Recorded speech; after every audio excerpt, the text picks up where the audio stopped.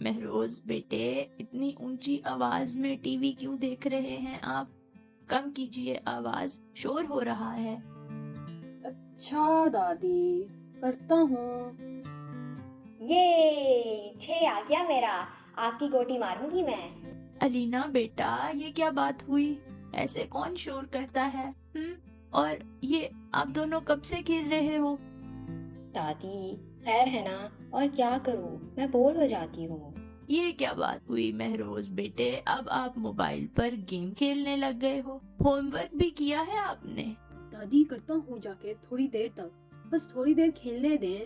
کیا ہو گیا ہے آج کل کے بچوں کو؟ کسی کی بات سنتے ہی نہیں ہیں۔ مجھے کچھ ایسا کرنا چاہیے جو ان کی اچھی پرورش میں مدد کرے اور ان کو ریاست مدینہ کے اصول بھی سکھا سکے۔ چلو چلو بیٹھ جاؤ سب، آؤ میری بات سنو۔ میں نا ایسے کرتی ہوں، آپ کو ایک سٹوری سناتی ہوں۔ کون سی کہانی دادی؟ مطلب کس طرح کی کہانی ہوگی؟ سپرمین۔ ارے اچھا، بس بس، یہ سب تو فالتو کی کہانیاں ہیں۔ میں تمہیں اسلام اور اسلامی تعلیمات کے بارے میں بتاؤں گی۔ اچھا تو بچوں، یہ جو کہانی ہے دراصل یہ ایک قصہ ہے، قصہ غزوہ بدر کا۔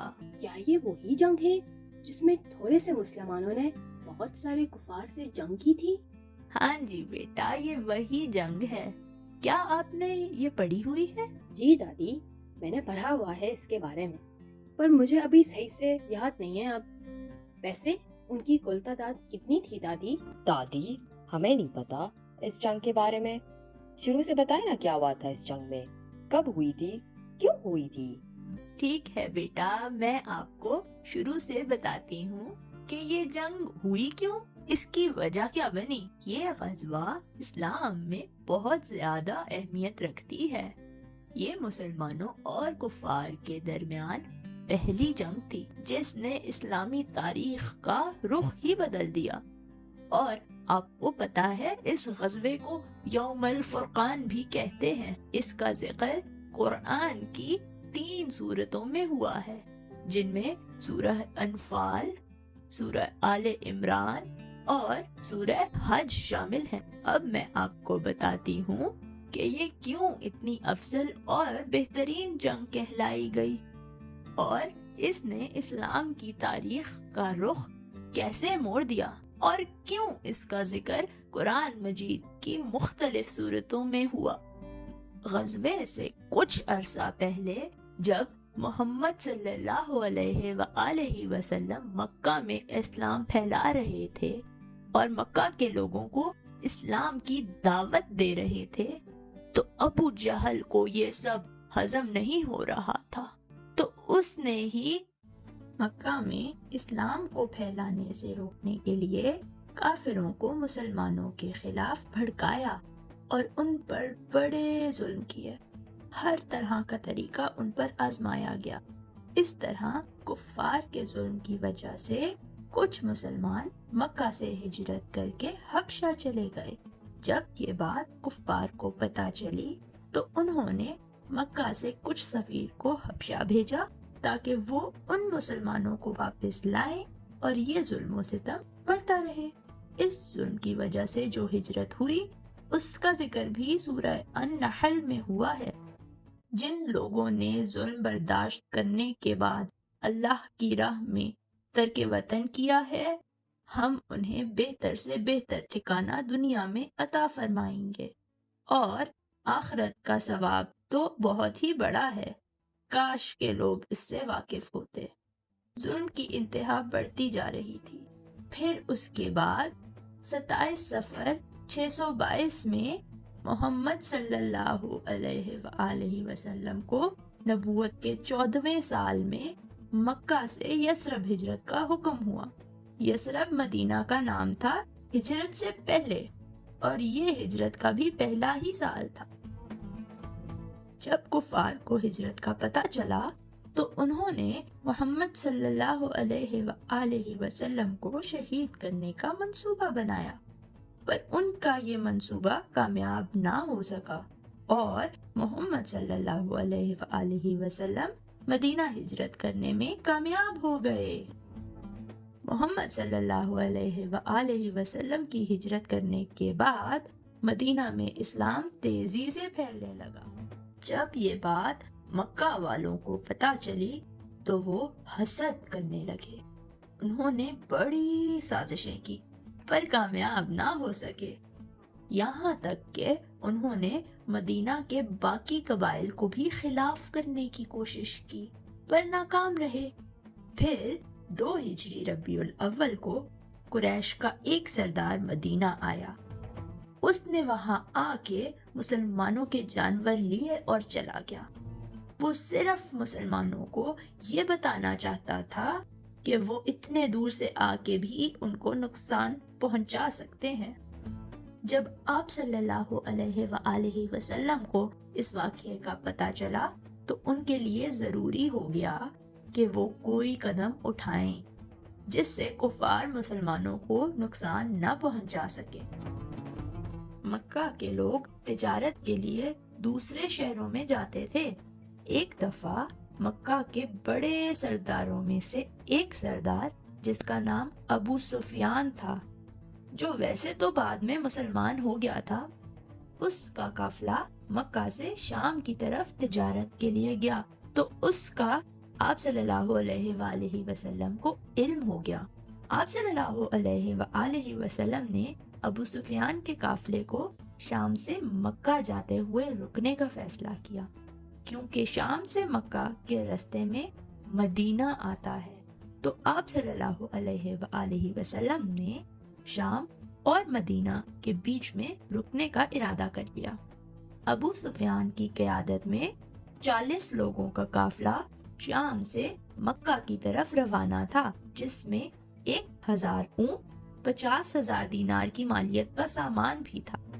ابو سفیان کو علم ہو گیا تھا تو وہ اپنے قافلے کے ساتھ رستے میں ہی رک گیا اور اس نے پھر اپنے قافلے سے ایک بندہ مکہ کی طرف بھیجا اور کہا کہ مکہ والوں کو خبر پہنچاؤ کہ قافلہ خطرے میں ہے۔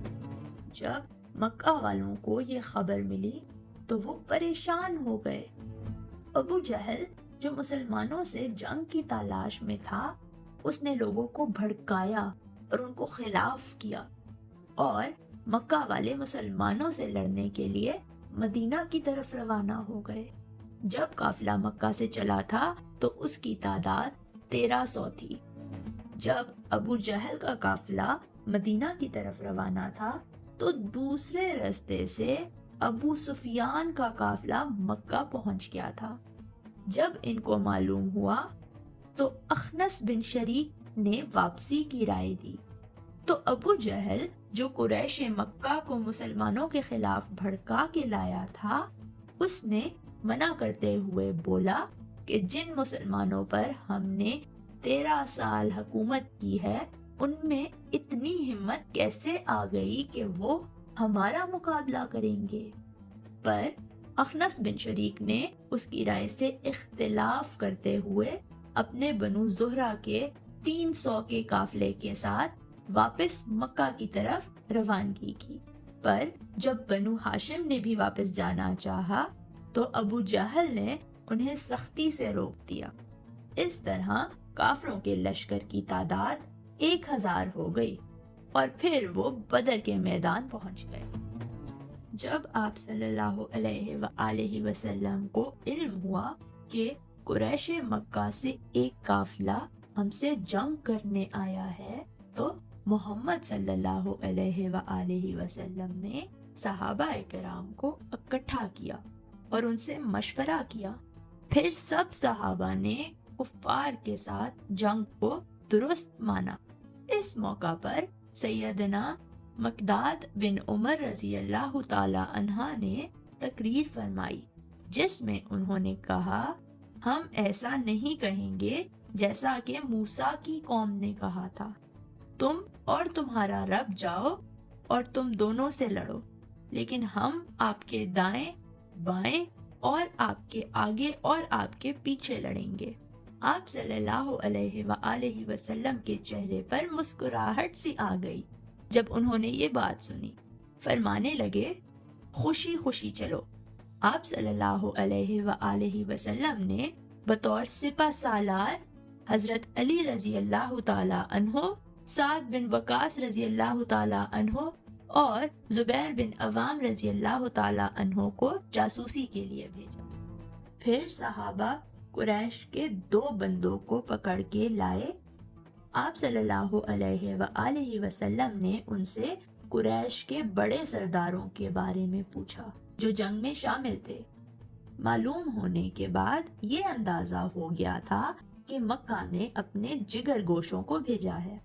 مسلمانوں نے آپ صلی اللہ علیہ وآلہ وسلم کے لیے شمال مشرق میں ایک ٹیلے پر چھپڑ بنا دیا، کیونکہ اس جگہ سے پورا میدان جنگ نظر آتا تھا۔ سیدنا سعد بن معاذ کی نگرانی میں ایک نوجوان کا دستہ آپ صلی اللہ علیہ وآلہ وسلم کی حفاظت کے لیے مقرر کیا گیا، اور جنگ سے ایک دن پہلے اللہ نے ان کے دلوں سے خوف نکالنے کے لیے ان پر نیند طاری کر دی تاکہ ان کے دلوں میں چین آ جائے، اور ان پر بارش کی شکل میں ایک رحمت نازل ہوئی جو مسلمانوں کے لیے فائدہ مند ثابت ہوئی۔ کفار اس رحمت سے پریشان ہو گئے، اور اس کا ذکر اللہ نے قرآن میں بھی کیا ہے۔ اس وقت کو یاد کرو جب کہ اللہ تم پر اونگ طاری کر رہا تھا اپنی طرف سے چین دینے کے لیے، اور تم پر آسمان سے پانی برس رہا تھا کہ اس پانی کے ذریعے سے تم کو پاک کر دے اور تم سے شیطانی وسوسے کو دفع کر دے اور تمہارے دلوں کو مضبوط کر دے اور تمہارے پاؤں جما دے۔ میدان جنگ میں جانے کے لیے تقریباً 313 سے 317 مسلمان تھے، جس میں 82 سے 85 مہاجرین اور 231 انصار تھے۔ انصار میں 61 اوس اور 170 خزرج تھے، اور پھر 17 رمضان سن 622 کو جنگ کا آغاز ہوا۔ رسول صلی اللہ علیہ وآلہ وسلم نے ایک مٹھی مٹی اور کنکریوں کی اٹھائی اور اس کو دشمنوں کی طرف پھینکتے ہوئے فرمایا، چہرے بگڑ جائیں۔ مٹی یا کنکریوں کا کچھ نہ کچھ حصہ مشرکین کی آنکھوں یا منہ پر ضرور گرا۔ سورہ انفال آیت 17 میں اللہ تعالیٰ اسی واقعے کا تذکرہ کرتے ہیں، سو تم نے انہیں قتل نہیں کیا لیکن اللہ نے ان کو قتل کیا، اور آپ نے خاک کی مٹھی نہیں پھینکی بلکہ اللہ نے وہ پھینکی تاکہ مسلمانوں کو اپنی طرف سے ان کی محنت کا خوب عوض دے۔ بلا شبہ اللہ تعالیٰ خوب سننے والا، خوب جاننے والا ہے۔ اسود بن شریک جو مشرکین کی جانب سے پہلا شخص تھا، وہ یہ عہد کر کے مشرکین کی صفوں کو توڑتے ہوئے آگے بڑھا کہ وہ مسلمانوں کے حوض سے پانی پیے گا۔ اپنی قسم پوری کرنے کے لیے جب وہ آگے بڑھا تو مسلمانوں کی طرف سے حمزہ بن طالب نے صفوں سے نکل کے اسے روکا اور اس کے نہ رکنے پر تلوار مار دی، جس سے اس کا آدھا پاؤں کٹ گیا، پر وہ گھٹنوں کے بل چل کے آگے بڑھتا رہا۔ حضرت حمزہ نے دوسری دفعہ تلوار چلا کے اسے مار دیا، اور اس طرح وہ جنگ کا پہلا شخص تھا جو وہاں مارا گیا۔ حضرت حمزہ واپس اپنی صف میں جا کے کھڑے ہو گئے۔ اس کے بعد مشرکین کے 3 بہترین جانباز شاہ سوار نکلے، آگے بڑھے اور دونوں صفوں کے درمیان کھڑے ہو کے مسلمانوں کو میدان میں آنے کی دعوت دی۔ جلدی سے 3 انصار جوان آگے بڑھے، جن میں عبداللہ بن رواحہ، عوف اور معوذ شامل تھے۔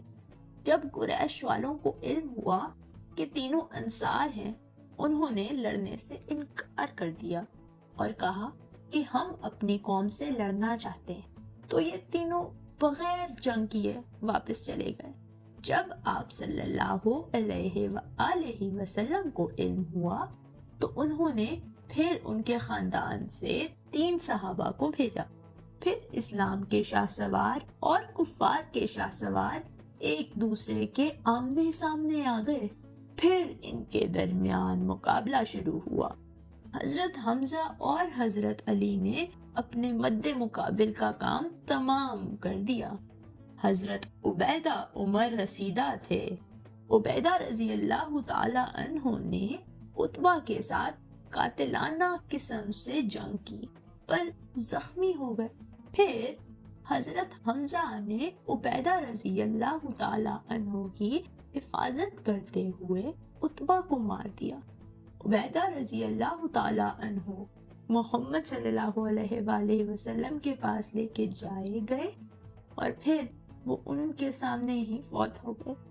اس مقابلے کے آغاز مشرکین کے لیے برے ثابت ہوئے کیونکہ وہ اپنے 3 بہترین شاہ سوار کھو بیٹھے تھے۔ پھر جنگ شروع ہوئی تو مشرکین کی طرف سے پہلا آنے والا تیر سیدنا مہجہ کو لگا۔ ایسے وہ بدر کے پہلے شہید کہلائے۔ پھر آپ صلی اللہ علیہ وآلہ وسلم نے مشرکین پر ٹوٹ پڑنے کا حکم دیا۔ حکم ملتے ہی مسلمان پرجوش ہو کے آگے بڑھنے لگے اور پھر کفار کو کاٹنے لگے جیسے وہ کوئی سبزی ہو۔ ایسے میں فرشتے بھی آ گئے اور انہوں نے بھی شرکت کی اور پھر کافروں کا سر قلم کرنے لگے۔ اسی دوران میں معاذ بن جمو اور معاذ بن عرفہ تیر کی طرح سے ابو جہل کی طرف بھاگے اور جاتے ساتھ ہی تلوار مار کے ابو جہل کو زخمی کر دیا۔ جب یہ چیز ابو جہل کے بیٹے اکرمہ بن جہل نے دیکھی تو وہ دوڑ کے آیا اور حضرت معاذ کے کندھے پر تلوار سے وار کر کے ان کا بازو شہید کر دیا۔ ابو جہل نیچے گر گیا۔ صحابہ انہیں مرا ہوا سمجھ کے آگے بڑھ گئے، پر جب سعد بن مسعود نے دیکھا کہ ابو جہل تو زندہ ہے تو انہوں نے ابو جہل کی گردن پر وار کر کے گردن دھڑ سے الگ کر دی۔ پھر اس کے بعد بطور سپہ سالار محمد صلی اللہ علیہ وآلہ وسلم میدان جنگ میں اترے اور دشمنوں کی طرف بڑھتے گئے۔ جب دشمنوں نے یہ منظر دیکھا تو وہ میدان سے بھاگنے لگے، جس میں کئی مسلمان شہید ہوئے، پر بہت سے کفار مارے گئے اور کچھ کفار تو قید بھی ہو گئے۔ اس دوران 70 کفار قید ہوئے اور 70 ہی مارے بھی گئے تھے، جبکہ مسلمانوں میں 14 صحابہ شہید ہوئے، جن میں 6 مہاجرین، 8 انصار، 6 خزرج اور 2 اوس تھے۔ جنگ کے اختتام پر مسلمانوں کا جب پلڑا بھاری ہونے لگا تو وہ اپنی جان بچاتے ہوئے اپنا سارا سامان چھوڑ کے بھاگ پڑے اور پھر وہ مال غنیمت مسلمانوں کو مل گیا۔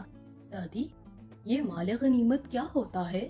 بیٹے، مال غنیمت جو فوج جنگ جیت جاتی ہے وہ ہارنے والی فوج کا سارا سامان جیسے کہ ہتھیار، ان کے کھانے پینے کی اشیاء، ان کے جانور سب اپنے قبضے میں کر لیتے ہیں اور پھر ان کو آپس میں تقسیم کر کے اپنے استعمال میں لے آتے ہیں۔ تو بچوں، جو مال غنیمت مسلمانوں کے حصے میں آیا تھا اس کو تقسیم کیا گیا، جس میں معاذ بن جمو اور معاذ بن عرفہ کو ابو جہل کا سامان ملا اور سعد بن مسعود کو ابو جہل کا سر کاٹنے پر اس کی تلوار ملی، اور باقی قریش والوں کا جو بھی مال تھا وہ محمد صلی اللہ علیہ وآلہ وسلم نے باقی صحابہ میں تقسیم کر دیا جو بھی جنگ میں شریک تھے، اور یہ سارا مال غنیمت کی تقسیم کا سلسلہ وادی صغرا کے قریب ایک دریا مضیق اور نازیہ کے درمیان ہوا۔ مال غنیمت کے تقسیم کے بعد मोहम्मद सल्लल्लाहु अलैहि वसल्लम अपनी फौज के साथ मदीना की तरफ रवाना हुए और उनके साथ उनके सारे कैदी गुलाम भी गए। मदीना पहुंचने के बाद मोहम्मद सल्लल्लाहु अलैहि वसल्लम ने सब सहाबा से कैदियों से मुतल्लिक मशवरा किया, जिसमें उनको मुख्तलिफ ख्वाहिशात जाहिर की गई, जैसे कि सख्त से सख्त सजा दी जाए या नरमी से पेश आया जाए और रहम फरमा दिया जाए। आप सल्लल्लाहु अलैहि वसल्लम ने ये फैसला किया कि कैदियों को रिहा कर देंगे अगर वो फिदिया दें। जो कैदी गरीब या फकीर थे, मोहम्मद सल्लल्लाहु अलैहि वसल्लम ने बगैर फिदिये के रिहा कर दिए, और जो तालीम याफ्ता थे उनसे एक मुआहदा हुआ कि वो मदीना के बच्चों को पढ़ना लिखना सिखाएंगे। इस बदले उन्हें आजाद कर दिया जाएगा। फिर जब दुनिया ने देखा कि इनके साथ इतना अच्छा सलूक है तो वो सारी कौमें हैरान रह गईं। इन कैदियों ने भी मुसलमानों का हुस्न सलूक हमेशा याद रखा। जिन सहाबा ने जंग में शिरकत की थी उनके लिए आप सल्लल्लाहु अलैहि वसल्लम ने फरमाया, जिन लोगों ने जंगे बदर में शिरकत की है वो कभी जहन्नम में नहीं जाएंगे। एक जगह अल्लाह फरमाते हैं कि अब तुम जो भी अमल करो तुम्हारे लिए जन्नत वाजिब है, मैंने तुम्हें बख्श दिया। दादी, इस जंग से मुसलमानों को क्या फायदा हुआ था? बेटा, मुसलमानों को तो बहुत से फायदे हुए हैं।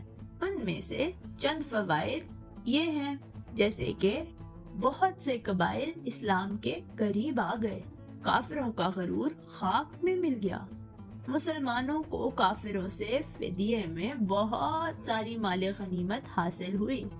बाज कबाइल ने फौरन इस्लाम कबूल कर लिया।